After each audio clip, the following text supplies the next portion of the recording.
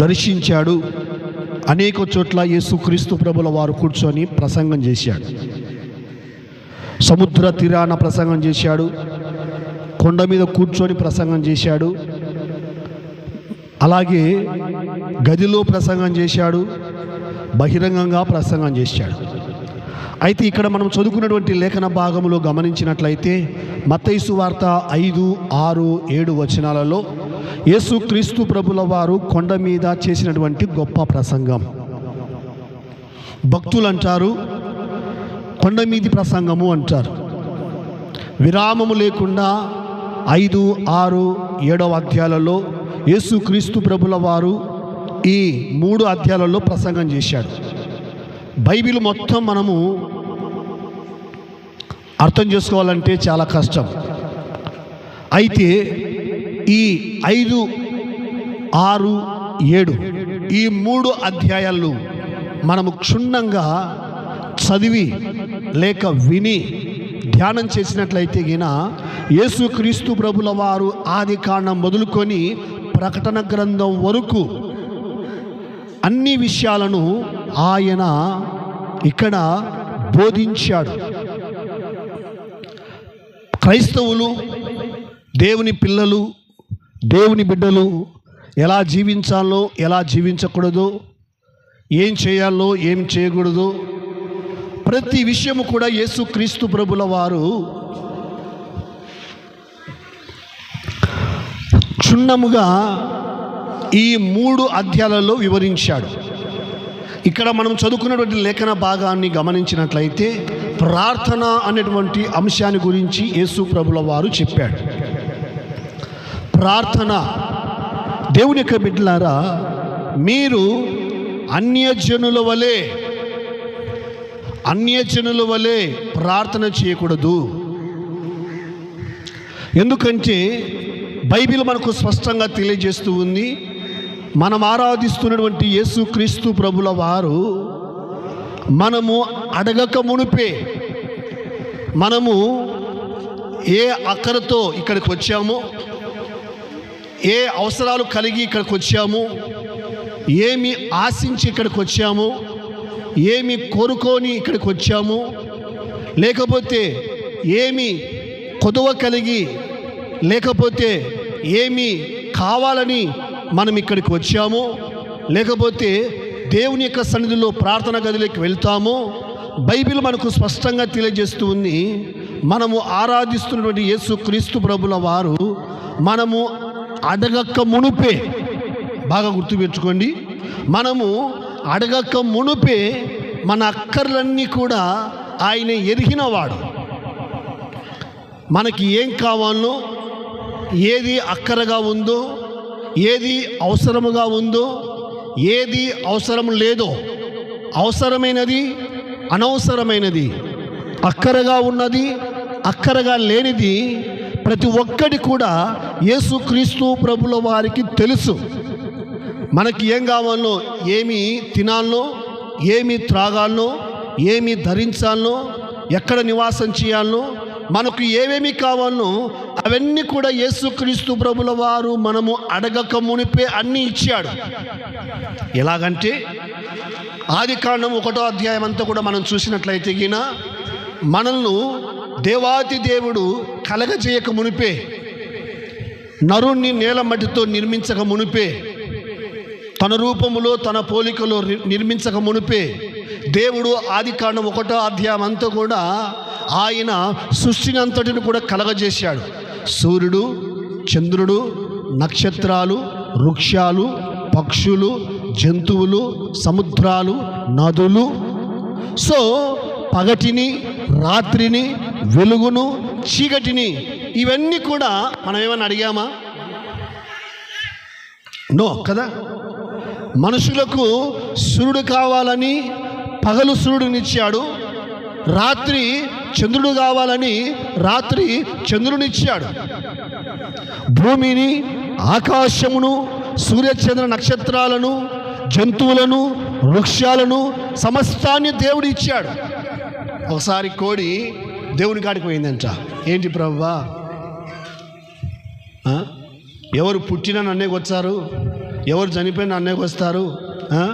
Yeah పుట్టినరోజు జరగకూడదు, చావు కార్యం జరగకూడదు, ఇల్లు ఓపెనింగ్ జరగకూడదు, ఏ శుభకార్యం కాడ అశుభం కార్యం కాడ నన్నే పట్టుకుంటారు, నన్నే వస్తారు, నన్నే తింటారు కదా ప్రభువా, ఒకసారి సహాయం చేయనైనా మా జాతిని కూడా అన్నారంట.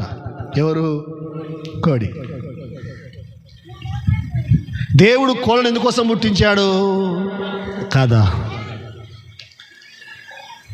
ఇంకా ఎక్కువ ప్రభువా, ఎక్కడ క్రైస్తవులు మీటింగులు పెడతారు, సేవకులు మీటింగులు పెడతారు, ఎక్కడ పోయినా కూడా వాళ్ళు సేవకులకు కోడే కోసి పెడతారు ప్రభువా అంటే, నీకేమి లేదు, సేవకుని కడుపులో పడుతున్నావు, అంతకంటే భాగ్యం దొరుకుతుందా అని అంట.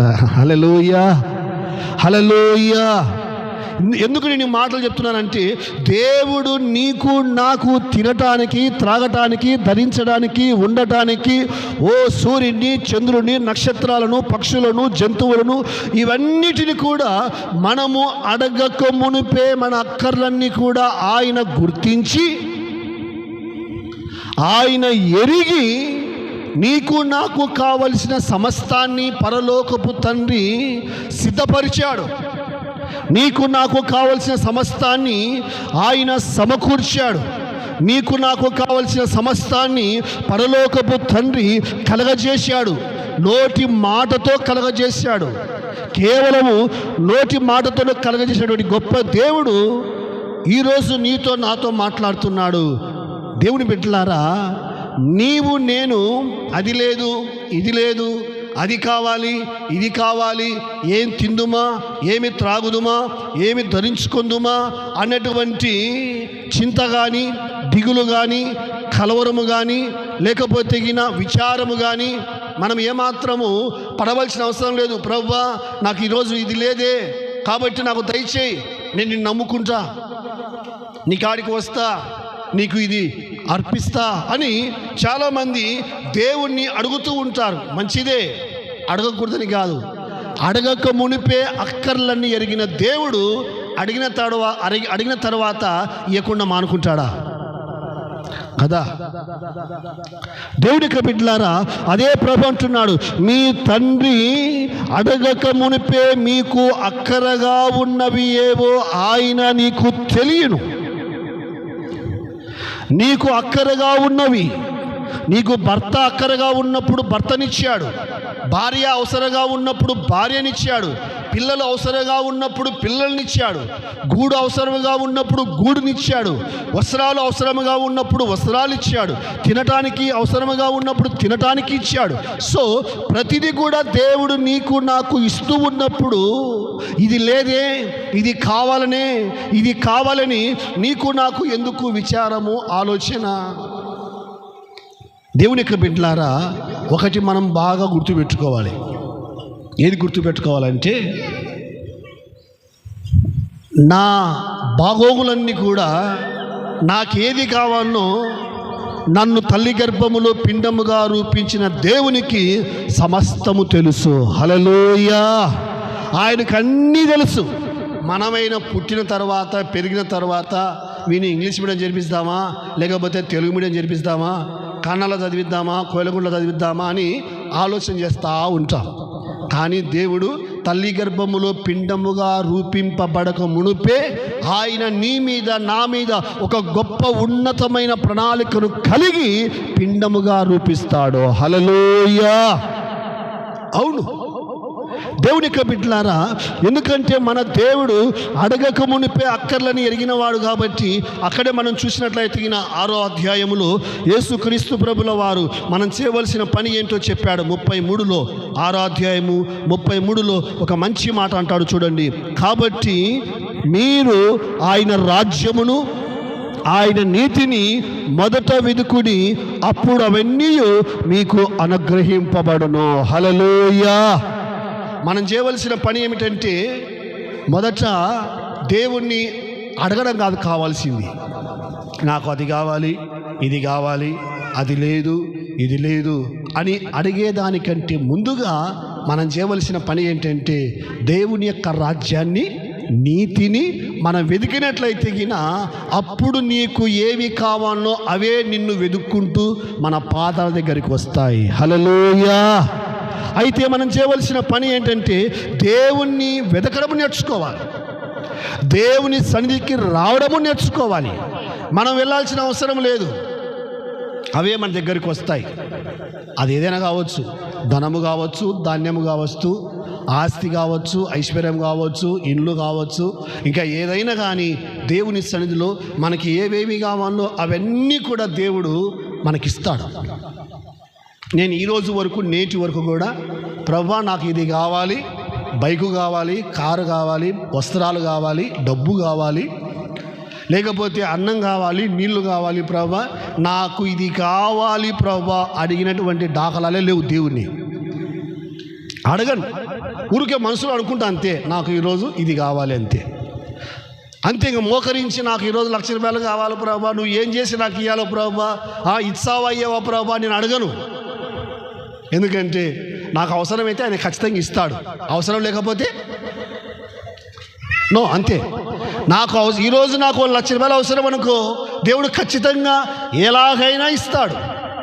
6 100 అయినా, 100 6 అయినా, భూమి ఆకాశమైనా, ఆకాశము భూమి అయినా ఖచ్చితంగా ఆయన ఇస్తాడు. ఎందుకంటే నాకు ఈరోజు ఇంత అవసరం, ఇంత డబ్బు అవసరము, ఈరోజు నాకు ఈ ఆహారం అవసరము, ఈరోజు నాకు ఈ వస్త్రం అవసరము. కాబట్టి మన దేవుడు నీకు నాకు ఏం కావాలో ఆయన ఇస్తాడు. కాబట్టి మనం ఏం చేయాల్సిన పని ఏమిటంటే మొదట దేవుని వెతకాలి, దేవుని పాదాలు వెతకాలి, దేవుని సన్నిధి వెతకాలి, దేవుని నీతిని వెతకాలి, దేవుని రాజ్యాన్ని వెతకాలి, దేవుని కృపను వెతకాలి. దేవుని సన్నిధిని మనము ఎప్పుడైతే వెతుకుతామో దేవుని యొక్క బిడ్డలారా ఆటోమేటిక్గా ప్రభుల వారు నీకు నాకు ఏం కావాలో ఇస్తాడు. అందుకే అక్కడే పై వచనాల్లో గమనించినట్లయితే ఈయన యేసు ప్రభుల వారు చెప్పాడు, ఎవడును 2 యజమానులకు దాసులుగా ఉండనేరడు, అతడు ఒకని ద్వేషించి ఒకని ప్రేమించును, లేదా ఒకని పక్షముగా ఉండి ఒకని తృణీకరించును. మీరు దేవునికిని సిరికిని దాసులుగా ఉండనేరరు. అందువలన నేను మీతో చెప్పినది ఏమనగా, ఏమి తిందుమో ఏమి త్రాగుదుమో అని మీ ప్రాణము కూర్చేనను, ఏమి ధరించుకుందుమో అని మీ దేహము కూర్చేనను చింతింపకుడి. ఆహారము కంటే ప్రాణము, వస్త్రము కంటే దేహము గొప్పవి కావా? ఆకాశ పక్షులు చూడుడి, అవి విత్తవు, కోయవు, కోట్లలో కూర్చుకొనవు, అయినను మీ పరలోకపు తండ్రి వాటిని పోషించుచున్నాడు.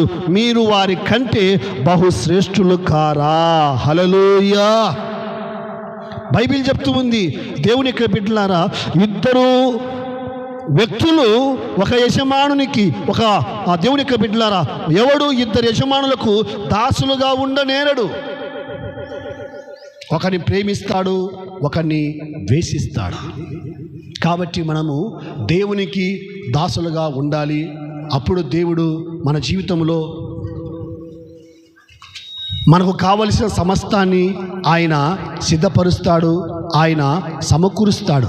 ఎందుకంటే మనం నమ్మినటువంటి దేవుడు గొప్ప దేవుడు. యేసు ప్రభువు అదే అంటున్నాడు, దేవుని యొక్క బిడ్డలారా, దేహము కంటే, ఆ వస్త్రాల కంటే దేహము గొప్పవి కావా? ఆహారము కంటే ప్రాణము గొప్పది కాదా? చూడండి, వస్త్రాలు గొప్పవా, మన దేహం గొప్పవా? దేహము గొప్పవి. చాలామంది అంటారు, అన్నా నీకు ఈ డ్రెస్సు బలందిన్నా అంటారు. నేనంటాను, డ్రెస్సు బాగుంది, నేను బాగున్నానా? అంతే కదా.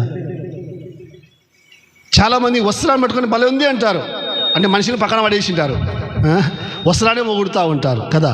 అయితే బైబిల్ చెప్తున్నటువంటి మాట ఏంటంటే, వస్త్రాలు కాదు గొప్పవి, మన దేహము గొప్పది. ఆహారము గొప్పది కాదు, మన ప్రాణము గొప్పది. కాబట్టి ఆహారం కోసం, వస్త్రాల కోసం మనం ప్రయత్నం చేయాల్సిన అవసరం లేదు, పాకులాడాల్సిన అంతకన్నా అవసరం లేదు, చింతపడాల్సిన అవసరం లేదు. ఎందుకంటే మీ చింత యావత్తు ఆయన మీద వేయుడి.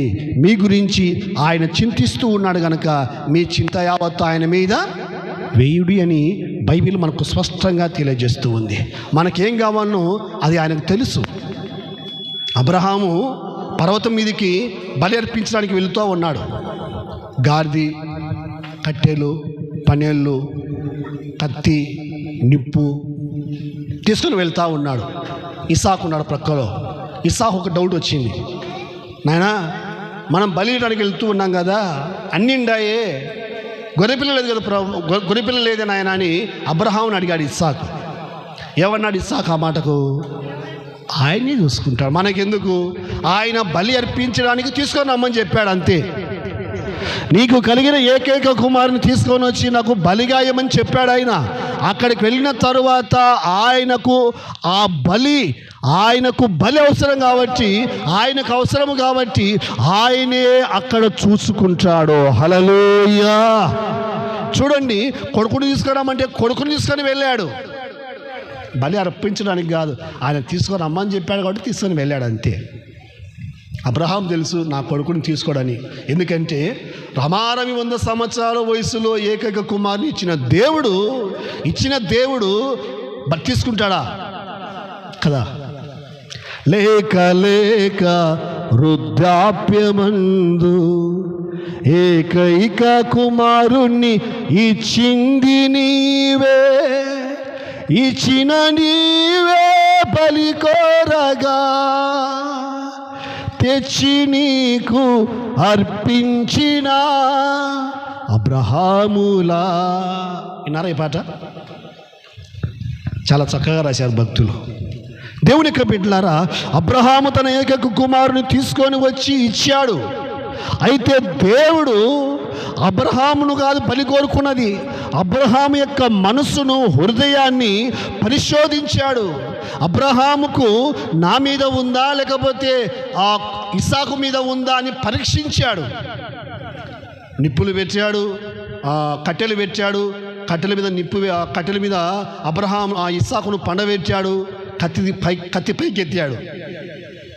కత్తి ఇస్సాకు మీద పడేటప్పుడు దేవుడు స్వరం వినపడతా ఉంది, అబ్రహాం అబ్రహాం ఆగు, నీకు కలిగిన ఏకైక కుమారుని నాకు ఇవ్వటానికి వెనకంజ వెళ్ళదు గనక.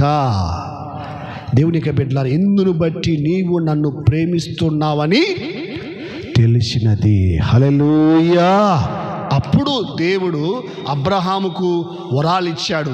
ఏమని ఇచ్చాడంటే, నీ సంతానము, ఇదిగో నీకు కలిగిన ఏకైక కుమారుని నాకు ఇవ్వటానికి వెనకంజవేలేదు గనక నీ సంతానము ఆకాశములో ఉన్న నక్షత్రాల వలె, సముద్రములో ఉన్న ఇస్కరేణుల వలె నీ సంతానము నేను విస్తరింపజేస్తాను. హల్లెలూయా. దేవుని యొక్క బిడ్డలారా, దేవుని వాక్యం మనకు స్పష్టంగా తెలియజేస్తూ ఉంది. దేవునికి మనము ఏమి సమర్పించాలో అది ఆయనకు తెలుసు. మనకి ఏది కావాలో అది ఆయనకు తెలుసు. ఆయన ఇచ్చేవాడు. అడిగినా ఇస్తాడు, అడగకపోయినా ఇస్తాడు. అయితే మనం చేయవలసిన పని ఏంటంటే, అయ్యా నీ చిత్తం ఏంటి ప్రభా నా పట్ల? ఎప్పుడన్నా అడిగారా? నన్ను ఎందుకు పుట్టించావు ప్రభా ఈ భూమి మీద? నన్ను ఎందుకు పుట్టించావు ప్రభా? నన్ను రక్షణ నూతనంగా నన్ను ఎందుకు పుట్టించావు ప్రభా? కొత్త జన్మ నాకు ఎందుకు ఇచ్చావు ప్రభా అని ఎప్పుడైనా మనం అడిగామా? ఎందుకు పుట్టావురా నువ్వు అంటే చాలామంది అంటారు, తినడానికి, త్రాగటానికి, పని చేయడానికి. కొందరు పని చేయడానికే పుట్టింటారు. రాత్రి మగలు గొడ్డులాగా పని చేయడానికే పుట్టించుంటారు. ఇక ఏం పని లే, అదే పని వాళ్ళకు, తినడము, త్రాగడము, పని చేయడం, అదే పని. దేవుడు భూమి మీదకి ప్రతి ఒక్కరిని ఏదో ఒక్క ఆలోచన, ప్రణాళిక, ఉద్దేశాన్ని కలిగి ఉండి, దేవుని యొక్క బిడ్డలారా, ఆయన ఈ లోకానికి నిన్ను నన్ను పంపించింటాడు. హల్లెలూయా. అయితే మనం గుర్తించాలి. అయితే మనము దేవుడిని అడగాలి, ప్రభా నన్ను ఎందుకోసం పుట్టించావు ప్రభా? దేవుని కాడికి వచ్చి నాకు అది లేదు, ఇది లేదు, అది కావాలి, ఇది కావాలి అని మనం దేవుని అడుగుతూ ఉంటాం. కానీ ప్రభా నన్ను ఎందుకు పుట్టించావు ప్రభా? నా జన్మకేంటి ప్రభా కారణం? ఏదైనా ఉందేమో చెప్పు ప్రభా. నన్ను వాక్యం చెప్పడానికి పుట్టించావా, లేకపోతే పాటలు పాడడానికి పుట్టించావా, పరిచయం చేయడానికి పుట్టించావా? ఎందుకోసం పుట్టించావు ప్రభా? దేవుడు ఏ ఒక్కరిని కూడా సంఘములు కానీ, సమాజములు కానీ, బయట కానీ వ్యర్థంగా, అనవసరంగా ఏమాత్రం ఎవరిని పుట్టించాడు. ఎందుకంటే ప్రతి ఒక్కరి మీద దేవునికి గొప్ప ప్రణాళిక ఉంటుంది. నిక్ అని ఒక ఆయన పెద్ద సేవకుడు, దాదాపుగా 25 దేశాలు తిరిగించాడు ఆయన. ఆయన పుట్టగానే ఆమె తల్లి చూసి ఎలుగెత్తి ఏడ్చి చంపాలని ఆలోచన చేసింది. ఎందుకంటే కాళ్ళు చేతులు ఎంతవరకు లేవంటే ఈ భుజం వరకు లేవు. 2 చేతులు భుజాల వరకు లేవు, 2 కాళ్ళు తొడ భాగం వరకు లేవు, 2 కాళ్ళు కేవలము ఈ తల ఇంతవరకు మాత్రమే ఉంది. నమ్మండి, ఆ వ్యక్తిని దేవుడు ఎలా పెంచాడో, ఎలా పెద్ద చేశాడో దేవుని యొక్క బిడ్డలారా, ఇప్పుడు ఆ వ్యక్తి ప్రపంచమంతటా దేవుని సేవ చేస్తూ ఉన్నాడు. హల్లెలూయా. పెళ్ళయింది, పిల్లలున్నారు. దేవుడు ఎవరిని కూడా వ్యర్థంగా పుట్టించాడు.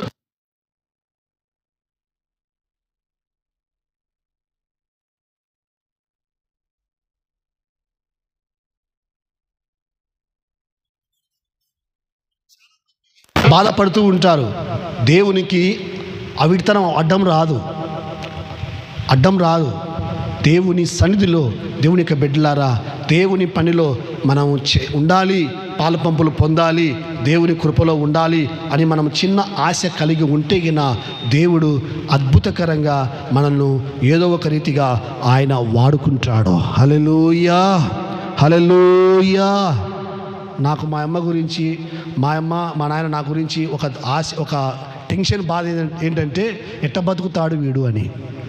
అంటే అంత మెతక, అంత భయం, ఏ పని చేత కాదు.